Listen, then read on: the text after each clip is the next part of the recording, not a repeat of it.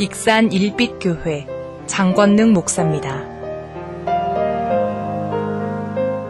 익산 일빛교회 장권능 목사님 주일 낮 예배 말씀, 예배소서 2장 1절에서 10절 새 생명을 나누는 은혜. 하시면 되죠. 그럼 명절도 길은데요.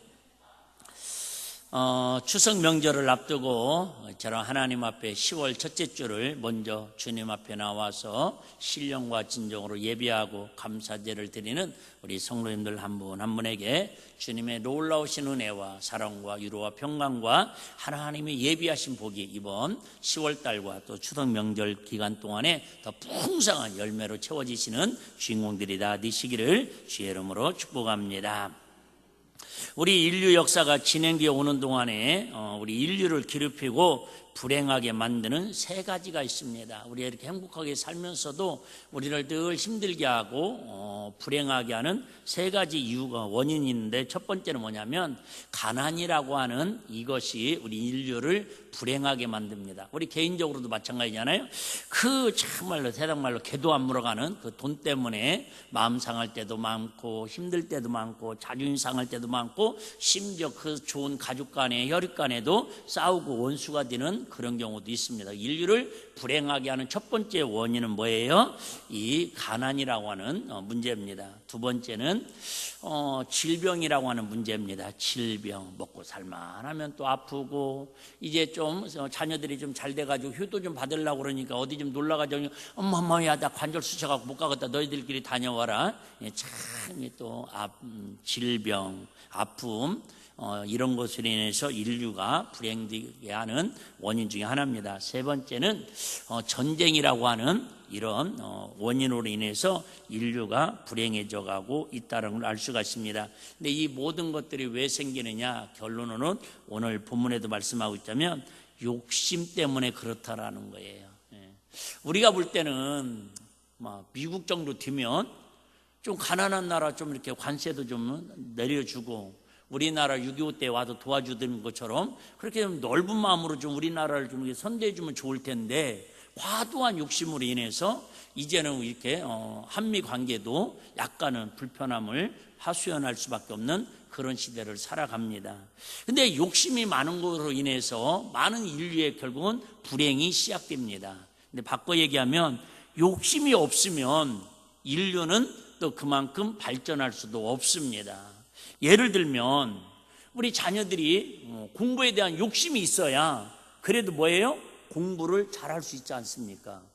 아이고, 나는 공부에 대한 전혀 욕심이 없습니다. 절대 공부 잘할 수는 없습니다. 때로는 부모도 학생들에 대해서, 자녀에 대해서 공부에 대한 욕심을 가지면 자녀들이 스트레스 받고 힘들어합니다.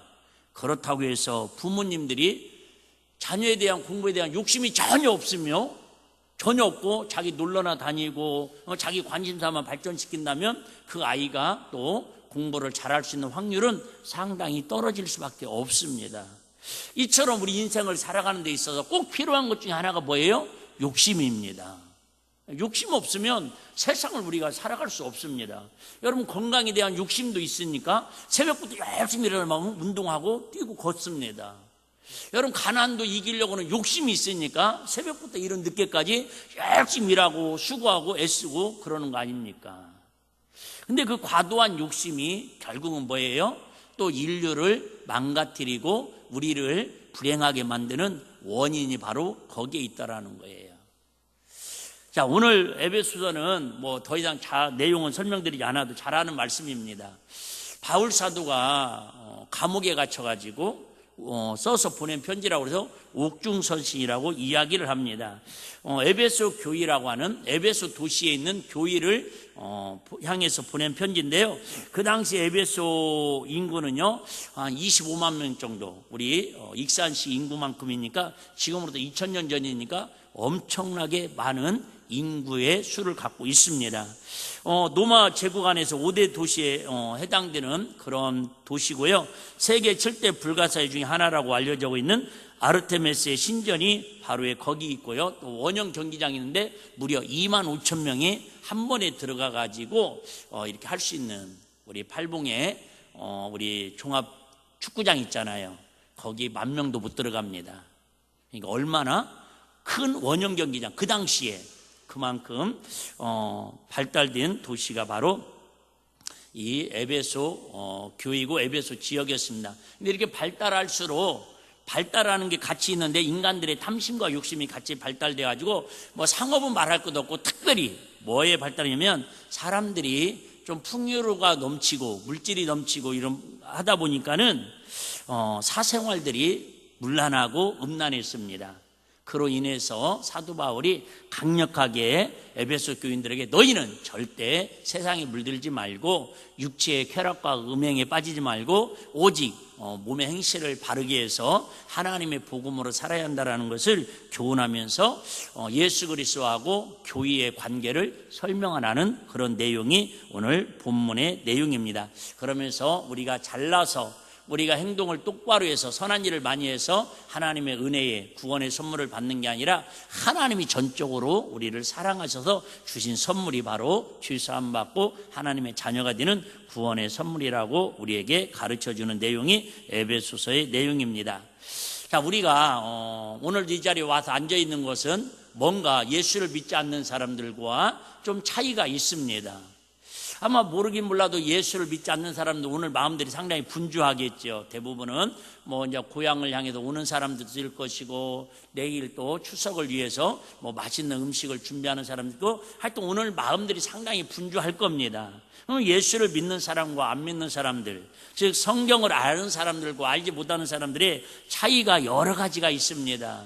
그 중에서 제일 큰 차이 중에 하나가 뭐냐면 인간론을 대하는 태도가 다릅니다.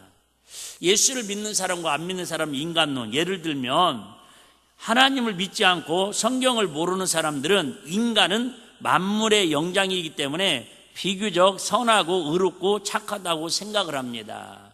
인간은 그래도 만물의 영장이야. 그래서 저번에 한 말씀드렸죠. 선선설이냐 선악설이냐. 근데 대부분의 사람들은 뭐예요? 사람은 본래 착했는데 환경에 의해서 잘하면서 사람들이 상처받으면서 악해지는 거다, 이렇게 인간론을 예수 안 믿는 사람 쪽에서는 그런 지론을 피는 게 일반적인 이야기입니다. 근데 우리 예수 믿는 사람들은 도리어 반대로 이야기를 합니다. 오늘 본문에도 그렇게 얘기하고 있죠. 하나님을 모르고 살 때는 허물과 지로 우리가 죽었다라고 얘기합니다. 여기서 죽었다라는 말은 육신이 죽었다라는 게 아니라 영이 하나님과 단절된 죽음을 뜻합니다. 이것은 하나님도 알지 못하고 영생도 알지 못하고 진리도 알지 못한 채 육체의 욕심을 따라 살고 육체와 마음이 원하는 대로 탐욕과 쾌락을 위해 사는 것입니다. 이런 것을 아주 당연하고 정당화하는 삶을 살았습니다. 우리 3절 한번 읽어보겠습니다. 자, 3절 제가 한번 읽겠습니다. 3절입니다. 오늘 전에는 우리도 다 그 가운데서 우리 육체의 욕심을 따라 지내며, 아까 말씀드렸죠.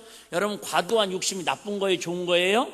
좋은 것 같지만은 나쁘다라는 걸 얘기하고 있잖아요. 필요하지만 안 좋은 거라는 거예요. 자, 육체와 마음에 원하는 것을 하여 다른 이들과 같이 진돌상, 본질상 우리는 누가 됐다고요?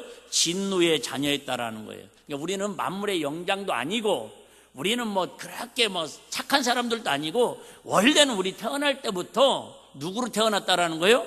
마귀의 자녀로 태어났다라는 거예요. 우리가 하는 것마다 다 하나님의 진노를 일으킬 만한 그런 성품을 갖고 있다라는 거예요. 아이고, 목사님, 그런데 왜 아기 때는 그렇게 사람들이 착해요?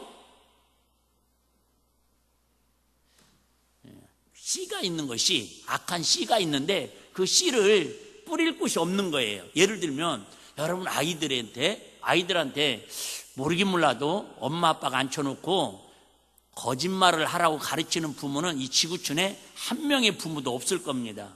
근데 생격이 아이들이요, 그렇게 젖먹을 때는 거짓말도 않고 이뻐 보이고 착하고 말을 못할 때는, 그런 옹알이 할 때는 이쁘더니요, 이제 유치원에 가고 어린이집에 가더니 시키지 않았는데도 불구하고 뻔히 엄마 아빠가 보면 알 수 있는데도 뭐를 해요? 거짓말을 자연스럽게 합니다.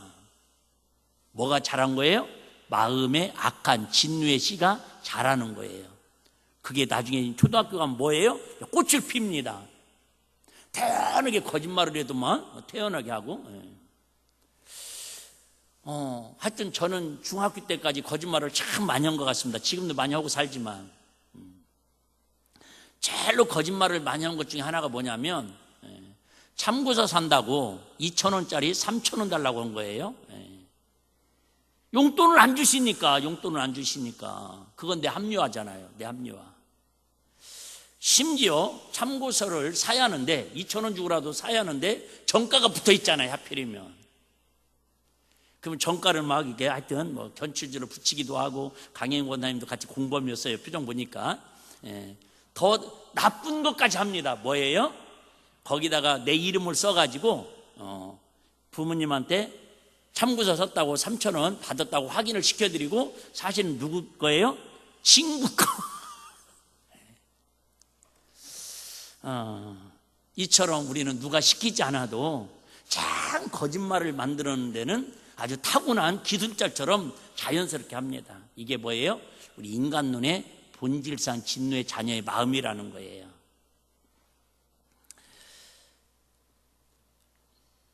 일절에서는 또 뭐라고 얘기하냐면 인간 눈을 차원에서 한번 보도록 하겠습니다. 1절에서는 너희의 허물과 지로 죽었던 너희를 뭐예요? 살리셨던. 그러니까 저와 여러분들은 이미 허물과 지로 예수님을 만나기 전에는 살았으나 실상은 뭐예요? 영이 죽은 사람이라는 거예요. 흔히 이런 표현 쓰면 안 돼요. 명절 때 만나가지고 예수 안 믿는 사람한테 이런 표현 쓰면 안 되는데 우리는 영적으로 알고 있자라는 거죠. 예수를 믿지 않는 사람은 돌아다니는 송장이라는 그런 말이 있어요. 그냥 육체만 살았지 겉모습만 살았지 뭐가 죽었다라는 거예요? 영이 죽었다라는 얘기예요. 영이. 2절 또 한번 보겠습니다. 2절. 그때에 허물과 죄로 죽었던 그때에 너희가 그 가운데서 행하여 세상 죄 가운데 하나님의 진노 가운데 행하여. 자, 그러면 영이 죽은 사람들의 특징이 뭐냐? 하나님의 진노 속에 사는 사람의 특징이 뭐냐면 여기 나옵니다. 첫 번째는 뭐예요? 이 세상 풍습을 쫓고 이 세상의 문화, 이 세상의 습관을 그대로 우리가 옳고 그른지도 판단도 않고 분별도 않고 그냥 부모들이 했으니까 아버지가 했으니까 따라간다라는 거예요. 자, 여러분 한 번만 제가 여쭤볼게요. 우리 청년들, 우리 학생들은 아마 그런 의문이라도 한번 가져봤으면 좋겠어요. 여러분들이 이제 내일 이렇게 아침에 식사 맛있게 하고 뭐 어떤 분 이렇게 예배 드리기도 하고 이제 성묘를 가잖아요. 성묘를 가는데 정말 성묘 그 앞에서 절을 왜 하는지 누구한테 하는지 지난주에 잠깐 말씀드렸죠. 한 번 정도는 물어봤으면 좋겠다라는 거죠.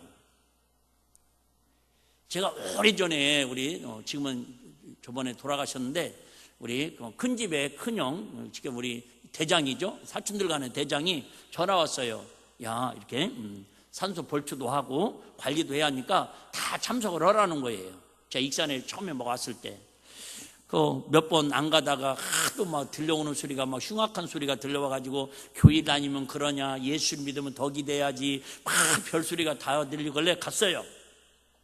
갔더니 손주를 데리고 왔더라고요. 4-5살 손주를 데리고 왔는데 이제 같이 이렇게 하는 거예요. 난 말이 평생 내 마음에 기억이 나요. 야, 이렇게 해놓고는 벌초하고도 이제 뭐 차려놓고 절을 하라고 그러니까 이 꼬마가 이제 막 4-5살 학교도 안 다니는 아이가 아버지 여기가 누구가 있어? 누가 있는데 절을 해야 돼? 왜 절은 어른들한테 오는 거잖아요. 부모님한테 오잖아요. 어린이집 다녀오겠습니다. 안녕하세요. 예. 근데 왜 여기에다가 절을 해? 여기에는 할머니가 계시고 옆에는 할아버지가 계시고. 에이, 할아버지 여기 있는데 어디가 계시다고? 아니, 할아버지 아버지가 여기 계셔. 에이, 무덤이구만. 근데 그죠? 우리 그 사촌형이 그 할아버지가 상당히 뭐예요? 내가 볼 때는 4-5살짜리가 이해할 수 있는 논리적으로 정확하게 설명을 못 해주고 있다라는 거죠. 은근히 제가 느끼기에는 뭐예요? 윽박지르는 거예요. 이 세상 풍습, 그냥 조상님이니까, 묘니까, 성묘니까, 우리는 자수이니까 해야 돼. 여러분, 만물의 영장이라면서요. 지정의의 감정을 갖고 있는 사람이라면 최소한도 뭔가 논리적으로 납득이 되고 설득이 되고 이해가 돼야 움직여야 되는 거 아니에요? 어쨌든 저와 여러분, 이 세상 풍습을 쫓고 더 무서운 거 뭐예요? 공중의 권세 잡은 자. 좀 이따 말씀드리겠어요? 우리가 느끼지 못하는 이 공중의 권세 잡은 뭐예요? 마귀 사탄이 지금도 역사하고 있다라는 거예요. 자, 좀 더 볼까요? 곧 지금 불순종의 아들들 가운데 역사하는 영이라. 그렇잖아요? 우리가 알지 못하는, 우리가 눈으로 보지 못하는, 우리가 눈으로 느끼지 못하는, 물론 안 믿는 사람들도 뭐 귀신 있네 없네 그런 얘기합니다. 분명한 건 여러분, 성경적으로 봤을 때 지금도 악한 영들이 공중의 권세를 잡아가지고 지금도 운행하고 있고 역사하고 있다는 게 성경적인 사실이라는 거죠. 우리가 잘 아는 야고보서 1장 15절 한번 같이 한번 읽겠습니다. 이 말씀은 잘 아는 말씀이니까. 야고보서 1장 15절 말씀. 미안합니다. 주부에 없는가 보네요. 야고보서 15장 말씀 한번 따라오면 되겠습니다. 욕심이 잉태한 즉 쥐를 낳고 쥐가 장사한 즉 사망을 낳는다. 시작. 욕심이 잉태한 즉 쥐를 낳고 쥐가 장사한 즉 사망을 낳는다. 그래 여러분, 욕심이 인간의 본능인데 그래야 인류가 발전하고 그래야 사람도 건강하고 아이들도 공부도 잘하는데 그 욕심이 계속 잉태하면 결국 그게 뭐가 된다고요? 쥐가 되는데 그 쥐가 꽃피고 장성하면 나중에 뭘 이끌어간다고요? 죽음으로, 멸망으로, 사망으로 이끌어가는 게 바로 욕심이라는 거예요. 목사님, 그럼 우리 욕심을 안 부리고 어떻게 살아야 하는데요? 욕심을 갖고 살지 말고 우리는 믿음으로 살아가야 하는 은혜가 있어야 할 줄 믿습니다. 그 믿음도 어떤 믿음? 큰 믿음, 큰 욕심이 아니라 큰 믿음. 믿음하고 욕심은 여러분 어떻게 보면 조금의 배지장 한 장 차이 같은데 결과는 하늘과 땅 차이라는 거예요. 왜? 욕심은 세상 것이고요, 믿음은 하나님 주시는 선물이고. 할렐루야. 우리 나라에 참 모순이 많죠. 그 중에 가장 큰 모순이 뭐냐면 우리나라에 공기업이라고 있습니다. 나라에서 운영하는 기업을 공기업이라고 그럽니다. 이 우리나라에서 운영하는 공기업 중에서 가장 모순된 기업이 있는데 그 기업은 여러분 잘 모르실 거예요. 아는 분도 계실 거고. 영어로는 KTNG라고 돼 있는데 이게 한국말로는 담배인삼공사입니다. 너무 웃기지 않아요? 그러니까 이게 우리나라 공기업이 나라에서 운영하는 기업인데 뭘 만들어요? 담배를 만들어가지고 국민들한테 많이 팔려야 돈이 많이 남습니다. 거기에 써놨죠. 이거 먹으면 뭐 폐암에 걸립니다. 뭐 심장병에 죽을 확률이 막 높아집니다. 그리고 또 한쪽에서는 뭘 팔아요? 우리나라에서 전 세계에서 가장 건강에 좋다고 유명한 인삼을 제주에서 팝니다.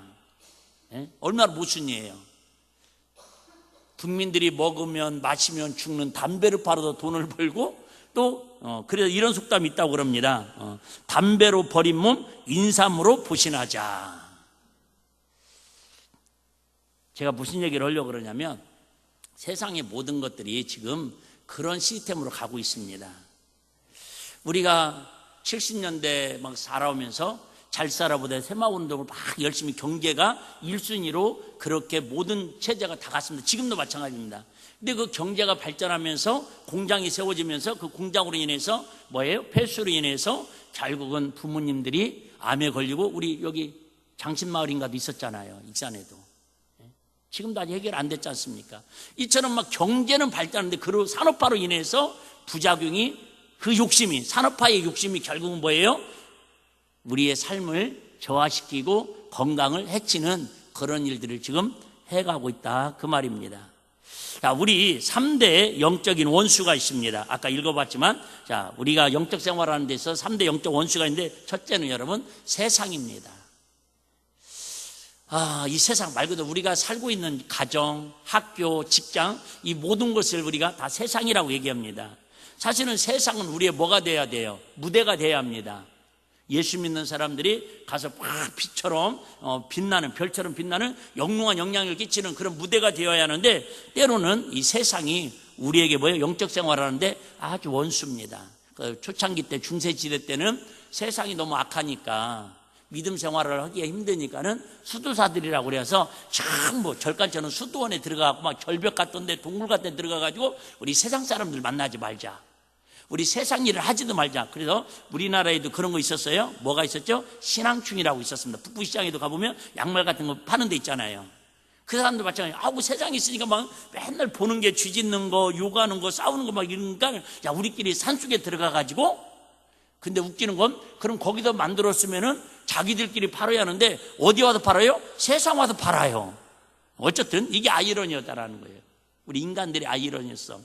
두 번째는 여러분 아까 말씀드린 것처럼 영적인 원수 중에 두 번째는 마귀 사탄이랑 영적 존재가 있다는 걸 알아야 한다는 거예요. 세 번째는 여러분, 육체가 우리의 원수라는 거예요. 자, 로마서 12장 1절 2절 제가 한번 읽어보도록 하겠습니다. 로마서 12장 1절 2절. 그러므로 형제들아, 내가 하나님의 모든 자비하심으로 너희를 권하노니 너희 몸을 하나님 기뻐하시는 거룩한 산제사로 드리라. 이는 너희의 드릴 영적 예배니라. 너희는 이 세대를 분받지 말고 오직 마음을 새롭게 함으로 변화를 받아. 한마디로 말하면 저와 여러분들이 이 거룩하고 존귀한 육체를 가지고 세속에 물들지 말고 세상 풍습을 따르는데 육체를 쓰지 말고 뭐 하는 일에, 하나님께 신령과 진정으로 산 제사로 드리는 일에 우리 거룩한 육체를, 아름다운 육체를 사용하라고 하나님께 우리에게 권면하는 내용을 볼 수가 있습니다. 자, 로마서 7장 18절 한번 보겠습니다. 제가 주부에 많이 빼먹은 것 같으네요. 여기 보면은요, 사도 바울이 이런 고백을 하고 있습니다. 내 속 곧 내 육신에 선한 것이 거하지 아니한 줄 아노니. 한마디로 말하면 아까 있잖아요, 선악설을 얘기하는데 저와 여러분들 마음속에는 누가 시키지 않아도 끊임없이 악한 생각, 악한 마음, 이런 것들이 계속 불타오른다라는 거예요. 다윗이 이렇게 고백했지 않습니까? 다윗이 이렇게 고백했습니다. 내가 죄악 중에 출생하였으며 모친이 쥐 중에 나를 잉태하였나이다. 그렇게 신실한 다윗임에도 불구하고 어머니가 자기가 쥐 중에 자기를 잉태해서 태어나겠다라는, 그러니까 우리는 한마디로 말하면 뭐예요? 쥐덩어리라는 거예요. 쥐덩어리. 이 쥐덩어리가 계속 놔두면, 아까 있잖아요, 아기 때는 씌니까, 여러분 그런 거 있잖아요. 조심스럽네. 동물들도, 새들도 새끼는 다 뭐예요? 이쁘잖아요. 그것처럼 우리는 진노의 자녀들인데 하나님의 악의 씨앗인데 아기 때니까 말 못하니까 행동을 옮기지 못하니까 그나마 이뻐 보이는 것처럼 보인 거예요, 포장지가.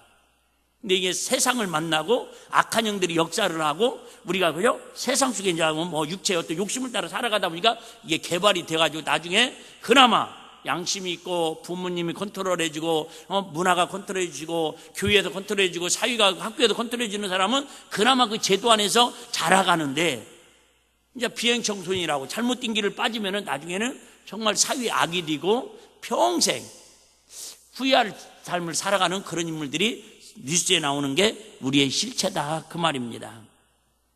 자, 그러면 하나님께 무엇 때문에 우리에게 긍휼과 사랑을 베풀어 주십니까? 우리처럼 진노의 자식이고 마귀의 자식인데 하나님이 왜 예수님을 십자가에 빌려 죽이셔가지고 우리를 사랑으로 이렇게 긍휼로 베풀어 주시는 이유가 뭘까? 4절 5절 제가 한번 읽겠습니다. 4절 5절. 긍휼에 풍성하신 하나님이 우리를 사랑하신 그 큰 사랑을 인하여 허물로 죽은 우리를 그리스도와 함께 살리셨고 너희가 은혜로 구원을 얻은 것이라. 여기 중요한 단어 하나가 있는데요, 긍휼이라는 단어입니다. 긍휼이라는 단어는 무슨 뜻이냐면 마땅히 저주받아야 마땅하는데, 마땅히 죽어야 마땅하는데 하나님이 불쌍히 여기셔서 참아주시는 게 긍휼이라는 뜻이라는 거예요. 여러분 그죠? 부모님이 마땅히 잘못한 걸 혼내야 돼요. 거짓말한 걸 막 때려줘야 돼요. 그런데 말로 책망하고 참죠.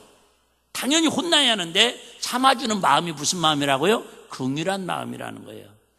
하나님이 저와 여러분을 어떤 마음으로 대해주신다고요? 긍휼한 마음. 여기서 착각하지 말아야 할 것은 참고 계시는 것이지 아예 잘못한 게 없어지는 게 아니라는 거예요. 목사님 두려워서 어떻게 살으라고요? 그러다 빌립보서의 말씀에서 우리가 육체가 있는 동안에는 하나님의 말씀 안에서 두렵고 떨림으로 하나님 말씀 앞에 서가라고 교훈하고 있습니다. 그러잖아요, 여러분. 자녀들이 여러분 부모님 앞에 얼마나 감사해요, 얼마나 사랑해요. 그런데 여러분 자녀들이 부모님한테 감사하는 마음이 있고 사랑하는 마음이 있으면 가지면 돼야 안 돼요? 안 되잖아요. 뭔 마음도 있어야 돼요? 쉽게 말하면 부모님을 무서워하는 마음도 있어야 한다, 그 말이에요. 두려운 마음도 있어야죠. 그래야 여러분 그 자녀가 믿음으로 또 이렇게 효도하는 자녀로 사회에 영향력을 끼치는 자녀가 될 수 있다고 우리에게 교훈하고 있습니다. 할 얘기는 많은데 한번 넘어가 볼게요. 자, 그러면 왜 하나님께서는 긍휼을 베푸셔서 영적으로 죽어있는 우리를 살리셨습니까? 당연히 우리는 지옥 가면 끝나는데, 우리는 멸망받으면 당연한데 왜 하나님 우리를 참으셔서, 저주의 손길을 참으셔서 지금 우리를 이렇게 긍휼을 베풀어 살리시는 이유가 무엇일까? 7절입니다. 자, 7절. 이는 그리스도 예수 안에서 우리에게 자비하심으로써 그 은혜의 지극히 풍성함을 오는 여러 세대에 나타나려 하심이니라. 한마디로 말하면 저와 여러분들을 살리신 이유는 이제 이전의 모습대로 살지 말고 예수님의 긍휼을 받은, 예수님의 구원의 선물을 받은 사람답게 누군가에게 이 받은 사랑을 전하면서 살게 하시려고 저와 여러분을 긍휼과 사랑으로 하나님께서 구원해 주셨다, 그 말이에요. 할렐루야.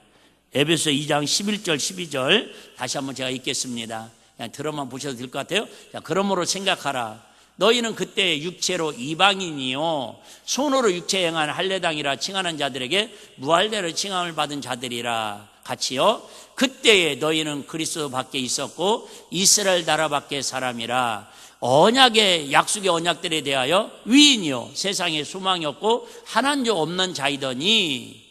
여러분, 그래, 우리는 말 그대로 이스라엘 사람들이 볼 때는 우리 이방인들은 개 돼지 취급을 했다, 그 말입니다. 그런데 로마서 11장의 접붙임을 통해서 예수 그리스도를 지난주 말씀드렸죠. 하나님을 아바 아버지라고 부를 수 있는 특권을 주셨다라는 거예요. 여러분, 우리 흔히 그런 거 있잖아요. 어디 이렇게 갔는데 맛있는 것만 먹어도 제일 먼저 누가 생각나요? 그래요, 여러분. 아마 부모님들은 자기 자녀들이 생각나고, 특별히 여러분 자녀들이 군대 가 있을 때는 이 명절 같은 때 또 맛있는 거 먹으면서도 목에 메이고 막 생각이 나잖아요. 하물며 여러분, 하나님이 크신 은혜와 사랑을 받았으면 이 큰 사랑을 누구에겐가 전해주고 싶은 게 하나님 주신 우리에게 마음이지 않냐, 그 말이 있죠. 그래서 오늘 설교 제목을 뭐라고 했어요? 새 생명을 나누는 은혜. 시작. 새 생명을 나누는 은혜. 그래요. 너무 좋으니까 그냥 나누고 싶은 거예요. 우리 한 10몇 년 전인가요? 아주 한국교회를 떠들썩에 얘기했던 그런 인물이 한 분 있었습니다. 그게 누구냐면 지성에서 영성으로라고 책을 쓴 이어령 교수라는 분입니다. 문화부 교육부 장관도 지내고 어쩌든 우리나라에서 가장 지성인이라고 많은 사람들이 추앙하고 존경하는 그런 사람이었습니다. 이분은 말 그대로 그냥 하여튼 세상 지식에 자기가 하여튼 말로 자기보다 세상 지식을 많이 하는 사람이 없다고 할 정도로 그런 자부심을 갖고 살았던 사람이에요. 근데 이분이 죽기 몇 년 전에 어려운 투병 생활하면서 예수님을 믿었습니다. 그런데 항상 하는 얘기가 나는 세상에 아는 지식은 헛것이었다고, 사도 바울처럼. 그러면서 하는 얘기가 나는 예수 믿고 나서 영적 아기가 되었다고. 영적 아기가 백발이 허여가지고 나와서 이야기하는데 참 너무 진솔하게 막 울먹울먹 얘기하더라고요. 근데 이 이어령 교수를 전도한 분이 누구냐면 그의 딸 이민아라고 하는 딸이 전도를 했습니다. 이 딸이 얼마나 머리가 좋고 공부를 잘했는지 이화여대 영문학과를 수석으로 들어가가지고 조기 졸업을 했습니다. 그러니까 미국에 유학을 가가지고 노스쿨 법대에서 공부를 해가지고 미국 변호사가 된 거예요. 미국에서 검사도 됐습니다. 여러분들이 한 번 정도는 나이 드신 분은 들어보셨겠지만은 결혼도 누구하고 했느냐면 그 당시에 가장 화려한 김한길 씨라는 분하고 결혼을 했습니다. 지금은 누구하고 이렇게 살잖아요. 몰라도 괜찮아, 이런 건. 5년 만에 이혼을 했습니다. 그런데 장성한 아들이 갑자기 쓰러졌는데 19일 만에 특별한 변명도 찾지 못하고 죽었습니다. 그리고 이게 뭐랄까요? 시신경이 망가져가지고 눈이 안 보이고 갑상선 암이 걸리고 나중에 투병 생활하다가 결국은 암으로 죽게 됩니다. 그 예수 믿으면 힘든 것도 좋아져야 하는데 아까 우리 이든이가 찬양했잖아요. 불같은 환란이 오고 핍박이 오더라도 우리 주님이 늘 우리와 함께 있기 가장 가까운 데서 지켜주신다고 한 것처럼 여러분 예수 믿으면 환란이 없었으면 좋겠는데 환란이 곧 우리에게 불행은 아니더라는 거예요. 이혼해서 5년 만에 헤어지고 결국은 몸은 아프고 자식은 죽고 막 세상에 가장 하여튼 나락에 떨어져 있을 때에 이분이 하나님을 만나서 결국은 신학 공부를 하고 나중에는 목사님까지 됩니다. 근데 그 죽음의 직전에서 아버지를 만나서 전도를 하는 거예요. 어떻게 보면 아버지가 뭐라고 얘기할 수 있겠어요? 얘야, 예수 믿으면 너처럼 될까 봐 겁난다, 그럴 수도 있지 않겠어요? 그런데 이 딸이 너무 평안하게 너무 웃으면서 아버지, 나는 세상에서 가정도 실패하고 자식 먼저 죽은 가슴에 묻고 평생을 아픔으로 살고 나도 이제 갑상선암과 눈이 안 보여가지고 이게 암으로 말기암으로 죽어가고 있지만은 난 오늘 죽어도 천국 가니까 너무너무 감사한데 내가 우리 사랑하는 아빠, 세상 사람들은 다 존경하는 우리 지성인 우리 아빠 천국에도 못 만날까 봐 그게 제일로 마음이 아프다고. 이 진심이 전해져 가지고 이현영 교수가 어쨌든 딸이 전도를 받고 예수를 믿고 교회 나가게 되어서 지성으로 영성을 하는 책을 써가지고 요즘은 여러분 얼마나 좋은 세상인지 유튜브에 치면요 이 책을 요약해서 다 읽어주는 안내장이 있어요.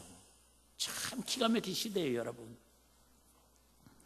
자, 그러면 우리가 어떻게 이 좋은 예수님의 긍휼과 사랑을 우리가 나눌 수 있을까? 자기는 죽어가면서도 아버지보다도 먼저 죽어가는 딸이 어떻게 아버지 앞에도 이렇게 당당하게 하나님의 사랑과 하나님의 긍휼과 하나님의 생명을, 은혜를 나눌 수 있을까? 여러분, 세상의 욕심으로, 세상의 명예로, 세상 것으로 되는 거 아니잖아요. 하나님이 그 나라에, 하나님 나라가 그 안에 임하기 때문에 가능한 줄로 믿습니다. 근데 저와 여러분들 이미 우리 마음속에 그 하나님 계시잖아요. 할렐루야. 이미 예수님 우리 안에 계시잖아요. 할렐루야.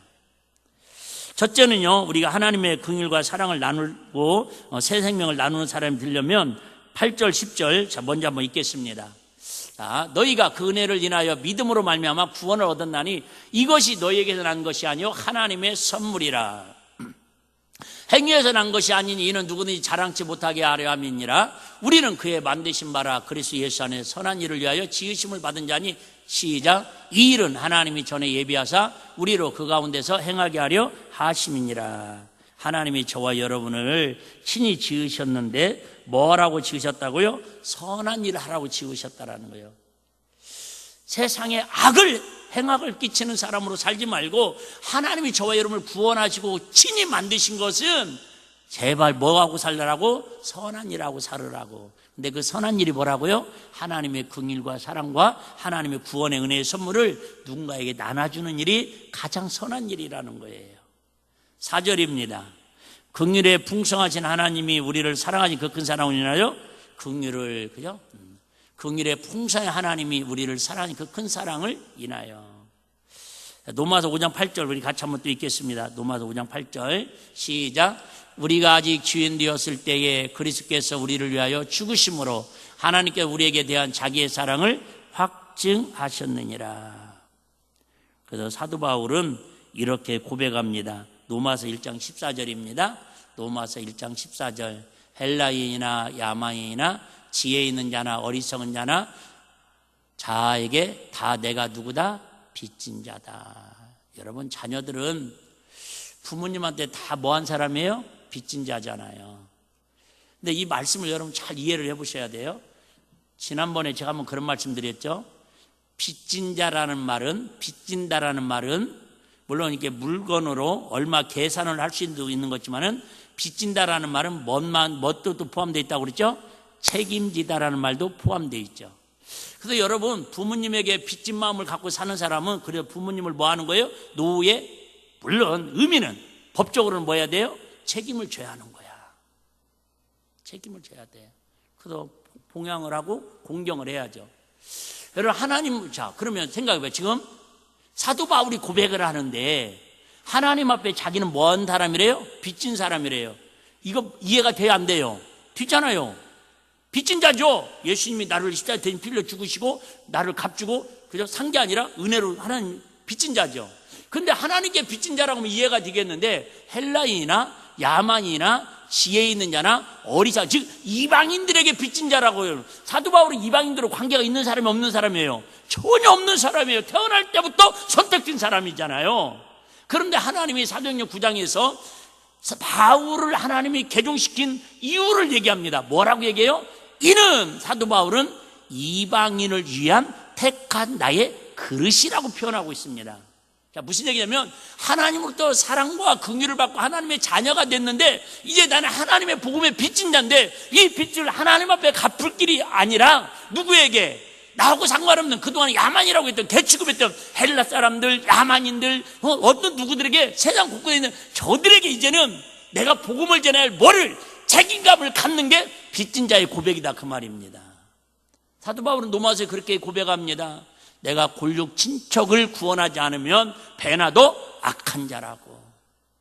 여러분, 우리는 조상님들에게 정말로 은덕을 입고 우리가 왔잖아요. 자, 오늘도 설교 준비하면서 새벽에 나와서 기도하면서도 제일로 감사한 것 중에 하나가 뭐냐면 가정입니다. 저와 여러분들이 이후 열을 막론하고 북한 땅에만 태어났어도, 북한 땅에 태어났다는 그 사실 하나만으로도 여러분 저들하고 우리하고 무슨 차이입니까? 남한과 북한 같은 언어 쓰고 같은 한반도라고 얘기하는데 무슨 차이예요?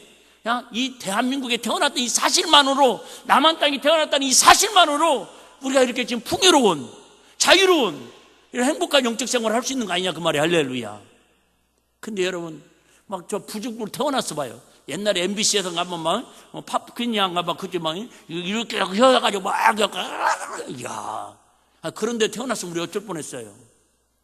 우리가 보면서도 신기해하는데 여러분, 그런데 진짜 여러분 우리 조상님들에게 감사하는 마음 갖고 우리 할아버지 증조아지 고자를 본 적도 없지만 그분들에게 정말 빚진 자의 마음을, 후손으로서 빚진 자의 마음을 갖는다면 우리 사랑하는 부모님들에게, 사랑하는 형제들에게 이 예수 그리스도의 생명을 어쨌든 우리 나누는, 전하는 책임감이라도 갖고 말 한마디라도 전할 수 있는 그런 추석 명절이 되자, 그 얘기입니다. 할렐루야. 말을 이렇게 쉬운 걸 어렵게 얘기하는 거죠. 성경을 보면서 유명한 사건 중에 하나가 죽은 나사로가 살아난 사건입니다.